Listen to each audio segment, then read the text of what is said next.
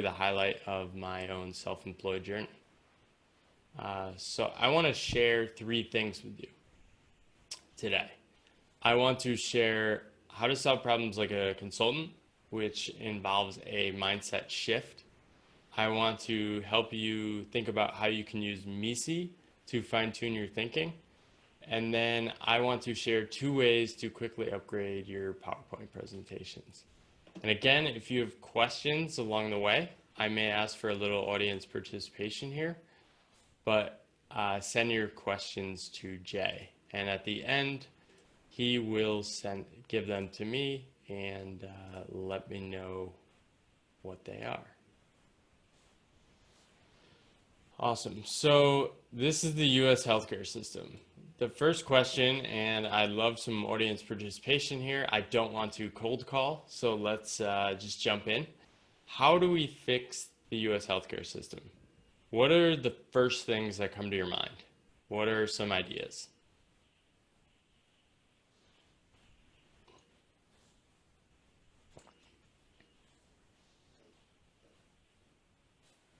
It's too complex.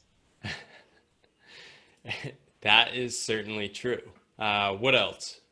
Is that Ravi? What else do you have? What comes to mind?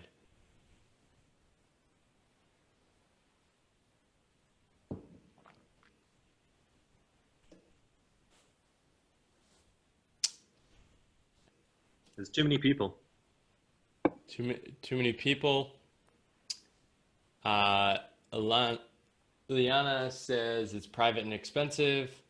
Rod says educate patients more about their own health, and his audio is glitching.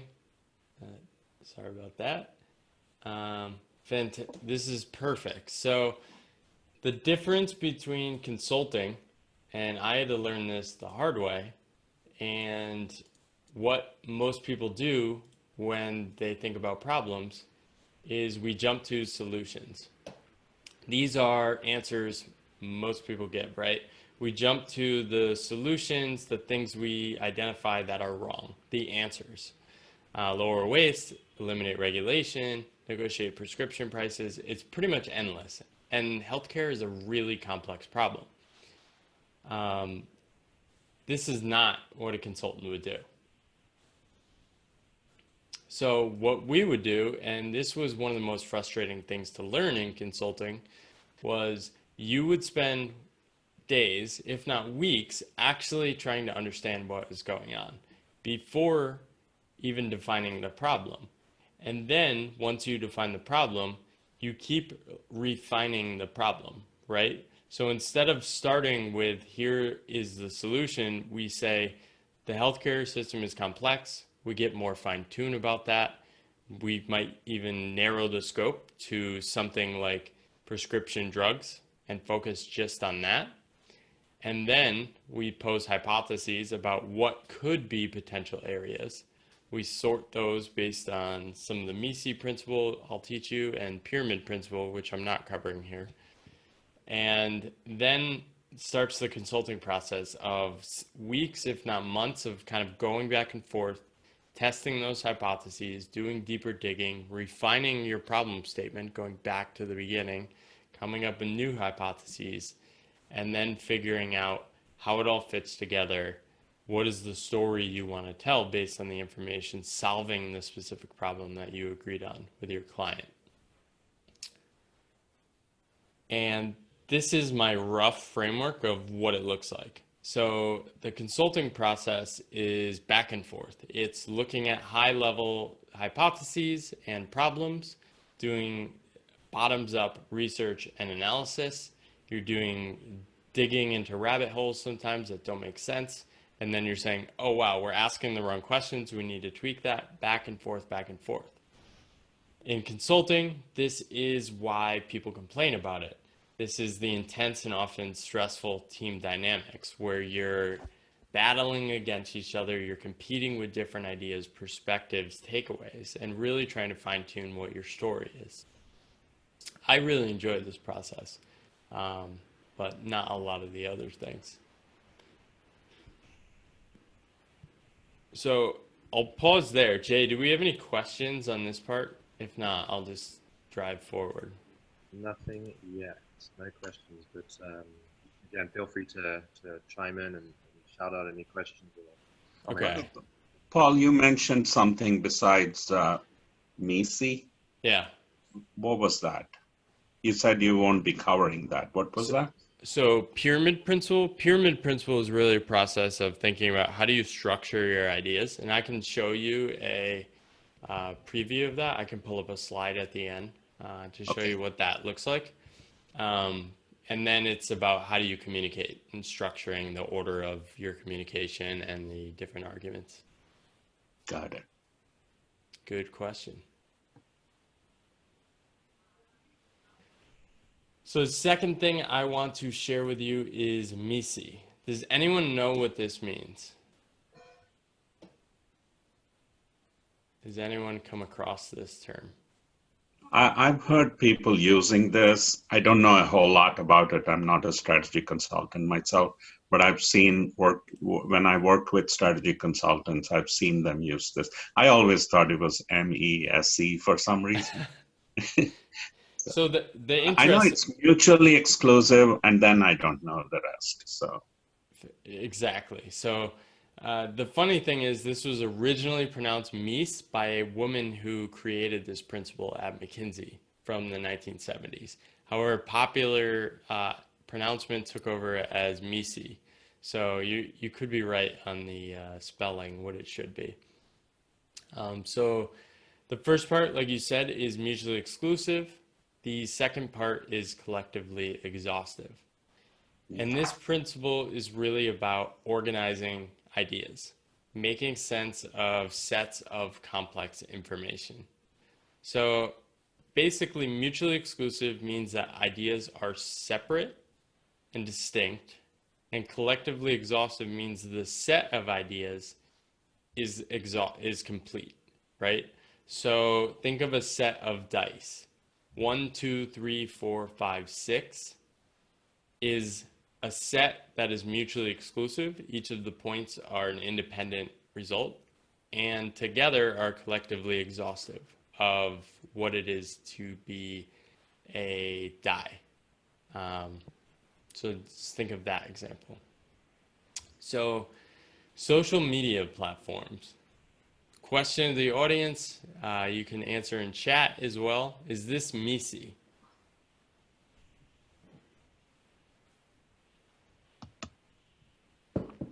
We're getting lit up here. Sebastianus says no. Ravi says no. So you guys are on track here, right? We're missing some social media platforms. What about this? Is this MECE? Still getting no. Is it Sebastianus Yeah, Oriento? that's correct. That's correct. What's missing here? Why isn't this MECE?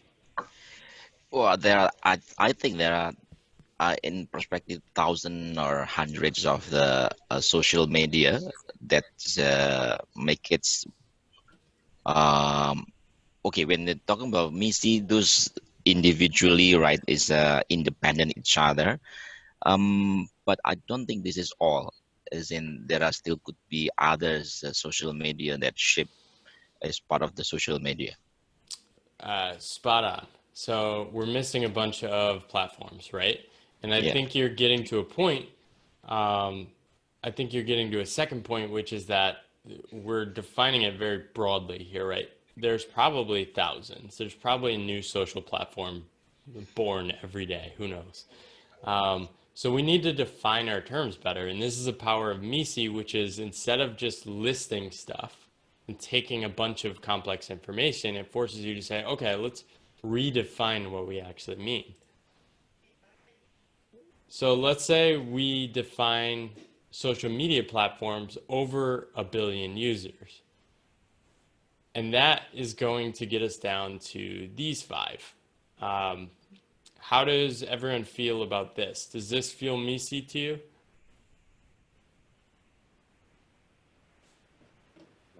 Ravi says yes. So anyone want to argue the opposite side? Leading question.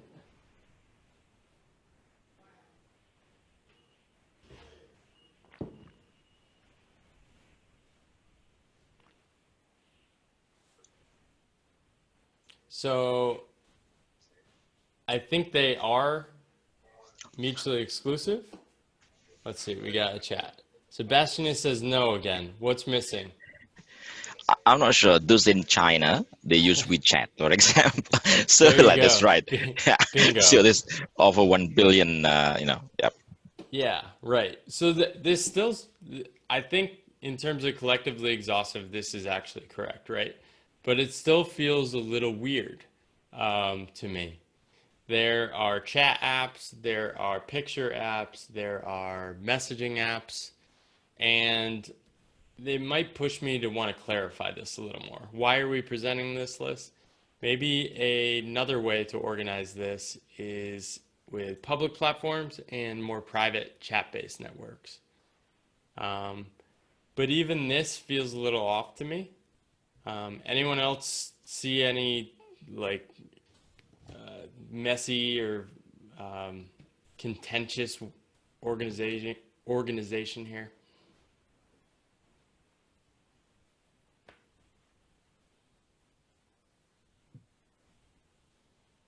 So I see a lot of right. So you guys probably are not familiar with WhatsApp. WhatsApp has a public side where you can post kind of like Facebook too. So it's probably not a perfect way to organize it. So this would happen in a team process, and people might come up with different ideas. You keep trying new things, and you keep trying to refine and fine tune your thinking. So this might be one. This is kind of crazy that Facebook does have 4 platforms with over 1 billion users. So you could organize it like this. You could also organize it like this. So the point here is really that MECE is a principle that really helps you sharpen and fine tune your thinking. It's not a law, right? If you're dealing with a set of 10 data points, complex information on a topic, you're not perfectly going to be able to sort and organize that, but using the principle is going to help you challenge each other, especially if your teammates know this, in a way that helps you come up with a much better logic and organization of these ideas. So I will pause there for a second to let people send Jay questions, or if you just want to jump in with any clarifying questions.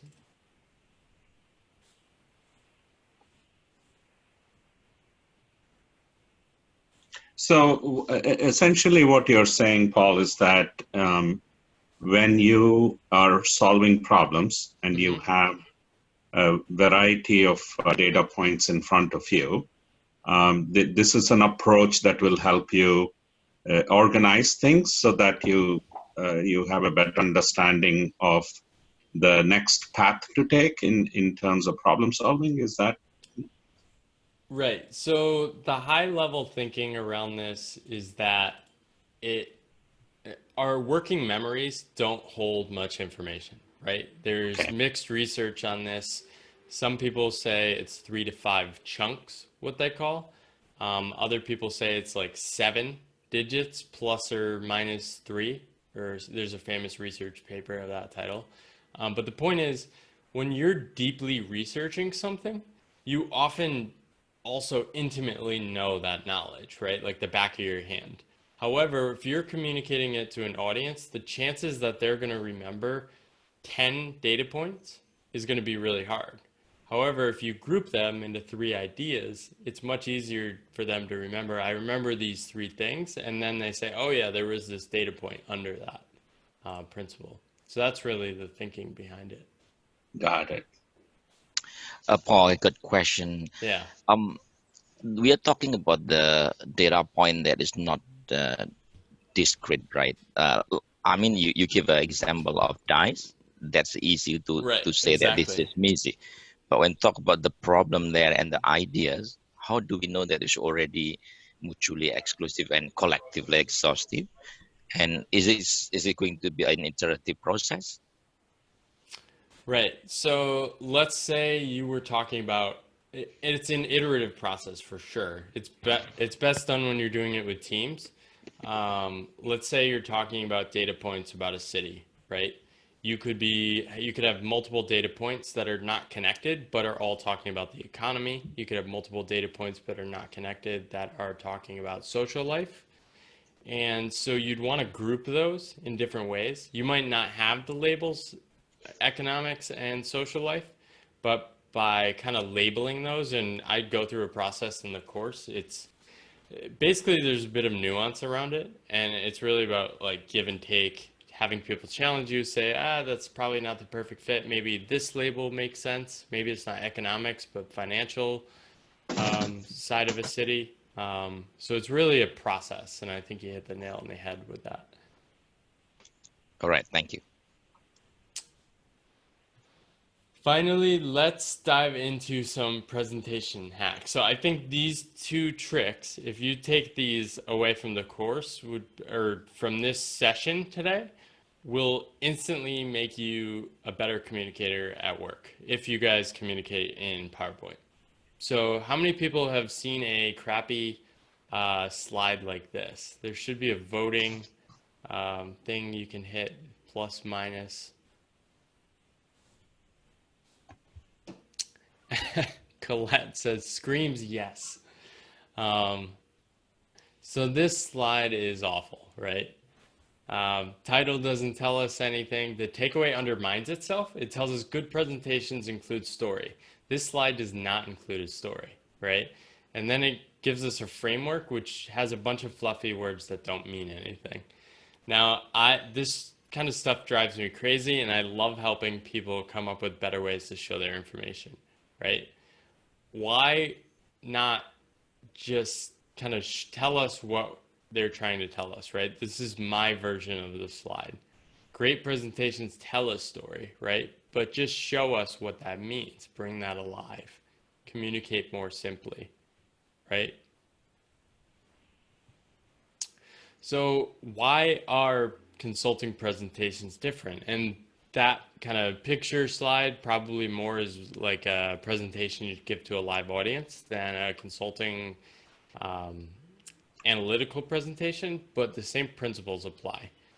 There are a number of principles I have named, and basically stealing what we do in consulting, but coming up with a better way of communicating this.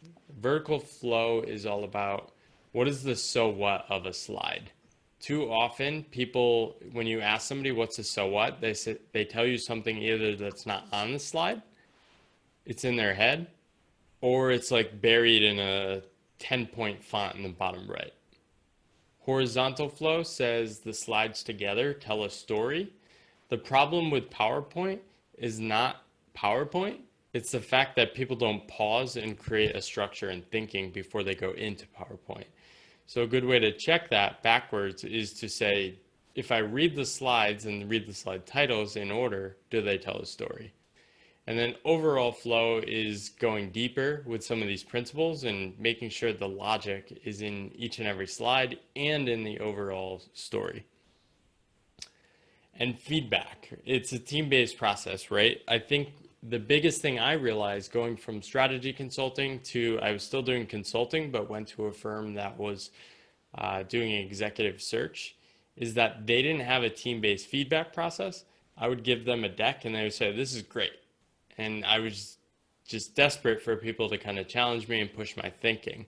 The difference in consulting is you get 20 to 50 rounds of feedback, which can be exhausting, but also help you fine tune your thinking and create those powerful decks that do seem much different than what a lot of people see in the business world. So vertical flow is basically this. Does the title match the content? Yeah, good question from Jay. So vertical flow is, does the title match the content? This is the simplest way to show this, right? So it was the best of times. Titles here clearly match the content and is about to tell the story. A little tale of two cities here. Here's an example of a slide I created as part of a deck about millennials recently. And the takeaway here is a dramatic degree gap has grown between rural and urban areas over the past 50 years.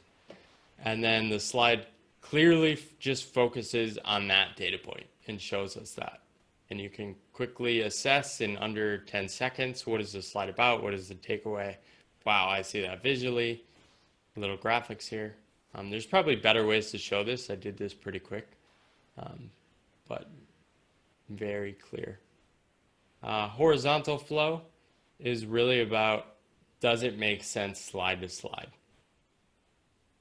One of the best tips I have for that, and you can take this to your work tonight, tomorrow, is go to outline view, read or copy and paste the titles into a Word document, and just read them. This is what I do in work with when I'm helping people with presentations, and it is surprising. A lot of people are like, oh wow, this doesn't make sense at all. I thought these slides fit together, but there's a better way to position this, or there's a better takeaway or a piece that's missing.